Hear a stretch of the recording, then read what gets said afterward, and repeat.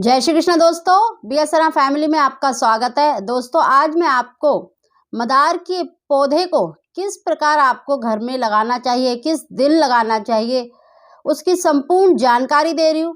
उससे पहले दोस्तों, अगर अभी तक आपने मेरा चैनल सब्सक्राइब नहीं किया तो प्लीज़ सब्सक्राइब करें, बगल में बेल आइकन को दबा दें जिससे मेरी आने वाली सभी वीडियो का नोटिफिकेशन सबसे पहले आप तक पहुँच सके।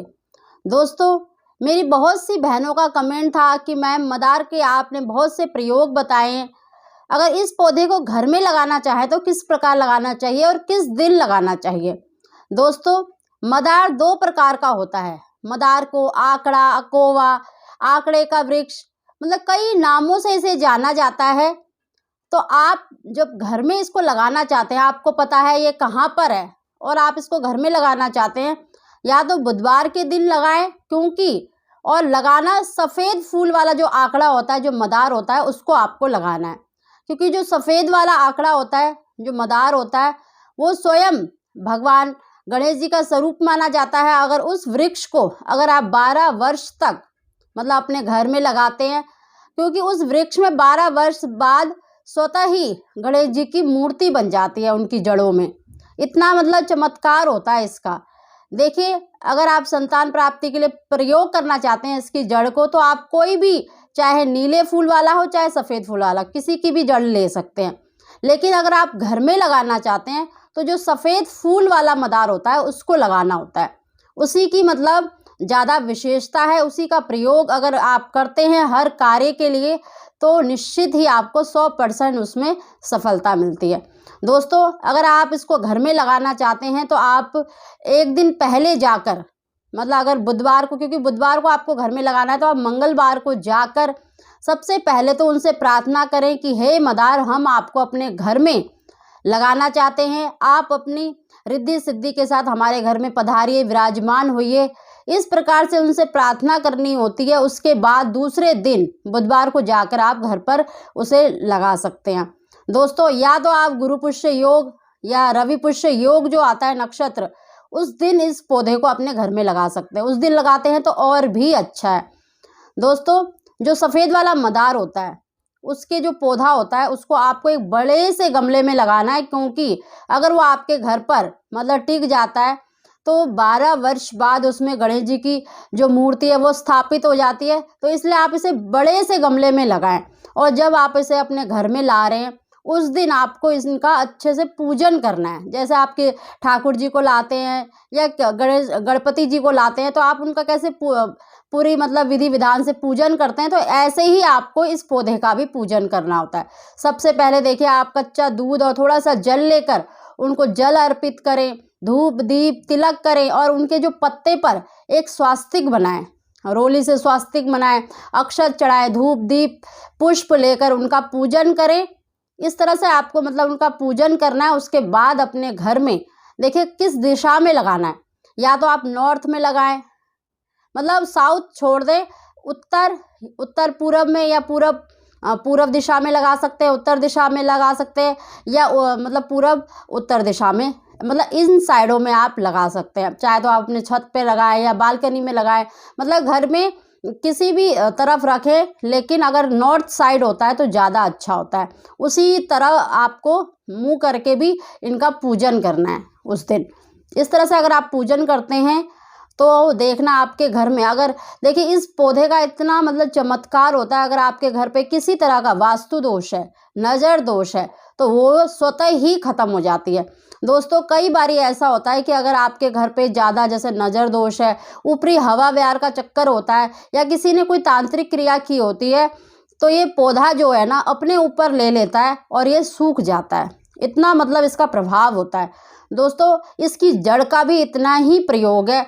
अगर आप इसकी जड़ को काले कपड़े में बांध कर अपने घर के दरवाजे, मेन दरवाजे पर इसको मतलब लटका देते हैं, तो कैसी भी नज़र दोष हो, कैसा भी वास्तु दोष हो, वो स्वतः ही खत्म हो जाता है। किसी की भी मतलब हाय नज़र कभी आपके घर पे नहीं लगती, इतना प्रभाव होता है। अगर आप इसे अपने व्यापार स्थल पर भी रख सकते हैं, अगर आप चाहे तो अपने घर के मतलब तिजोरी में भी रख सकते हैं धन बरकत के लिए। अगर लाल कपड़े में इसको बांध के अगर आप रख लेते हैं पीली कौड़ी के साथ, तो देखना आपके घर में धन की बरकत होती है। अगर कोई कार्य अगर आपका नहीं बन रहा तो बहुत शीघ्र मतलब धन प्राप्ति के योग बनते हैं। कोई ना कोई ऐसा जरिया बन जाता है जिससे आपको धन की प्राप्ति होती है। मतलब आर्थिक तंगी है ना खत्म हो जाती है। मतलब इतना प्रभाव होता है।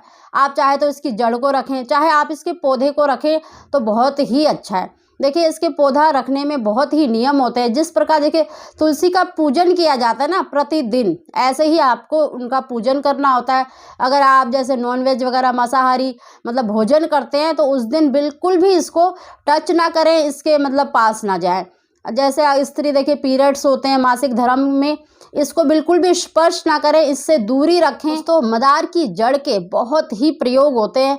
एक मैंने इसकी वीडियो डाली थी। अगर किसी भी लेडीज़ को जैसे फ्लोपियन ट्यूब बंद होती है या मतलब गर्भाशय की अगर ट्यूब उसकी बंद है तो किस प्रकार से इसका प्रयोग किया जाता है। देखिए आयुर्वेदिक में भी इसका बहुत ही प्रयोग होता है। इसके पौधे का, जड़ का, पत्तों का, फूलों का भी इतना प्रयोग होता है।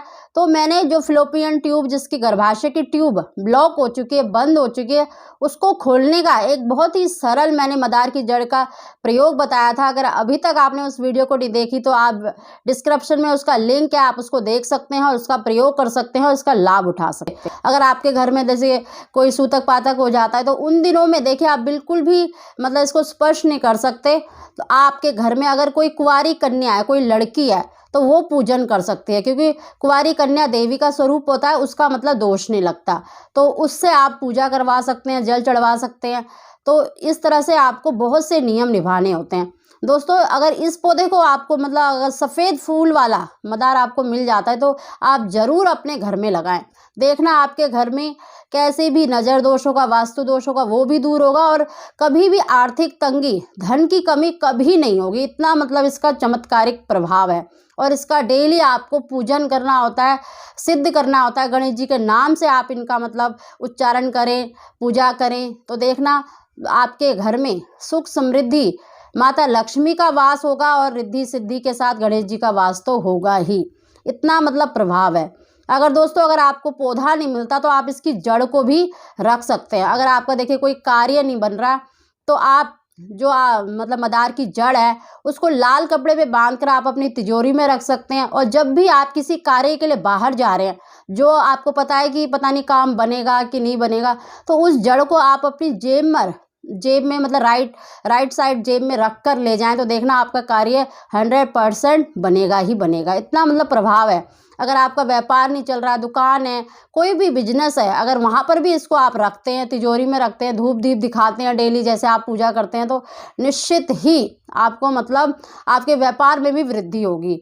अगर आपके घर पे कोई नज़र दोष है, कोई ऊपरी हवा का चक्कर होता है, कई बहनों का मेरा कमेंट था कि मैम कोई ऐसा उपाय बताइए जिससे कि हमारे घर पे मतलब नज़र ना लगे, कोई वास्तु दोष हो तो वो भी ख़त्म हो जाए। तो सबसे अच्छा उपाय ये है कि अगर मदार का वृक्ष आपको मिल जाता है तो इसको आप ले आए और अपने घर में स्थापित कर लें और रोज़ धूप दीप दिखाएं। इस चीज़ का ज़रूर ध्यान रखें। और जो वैसे दिन होते हैं पीरियड्स के या कोई सूतक पातक होता है तो उन दिनों में आप इससे दूरी बना के रखें, किसी और से मतलब पूजा करवा लें, आप स्वयं ना जाएं, क्योंकि ये फिर बहुत जल्दी सूख भी जाता है।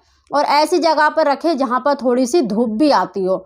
मतलब अगर आप बालकनी में रखें या छत पर रखें तो जहाँ पर धूप भी आती हो तो वहाँ रखते हैं, तो देखना ये बहुत ही आपके घर में चमत्कार दिखेगा। इसको लगाने के बाद आपको कुछ भी करने की ज़रूरत नहीं पड़ेगी। आपके घर में कैसा भी वास्तु दोष हो, नज़र दोष हो, किसी ने कुछ करवाया भी हो ना, तो भी स्वतः ही ख़त्म हो जाएगा। इतना प्रभाव होता है। बस ये है कि शुरू में इस पौधे का आपको बहुत ही ध्यान रखना होता है, धूप दीप नित्य पूजा करना होता है, जल चढ़ाना होता है, तो पूजन अवश्य ही करें। तो देखना भगवान गणेश जी की के साथ रिद्धि सिद्धि का वास आपके घर में होगा। और इस पौधे को आप ज़रूर, अगर आपको मिल जाता है तो ज़रूर लगाएं। दोस्तों अगर आपको मेरी जानकारी, मेरी वीडियो पसंद आई हो तो प्लीज़ इसको लाइक और शेयर अवश्य करें ताकि औरों को भी लाभ मिल सके। आप सभी को जय श्री कृष्ण।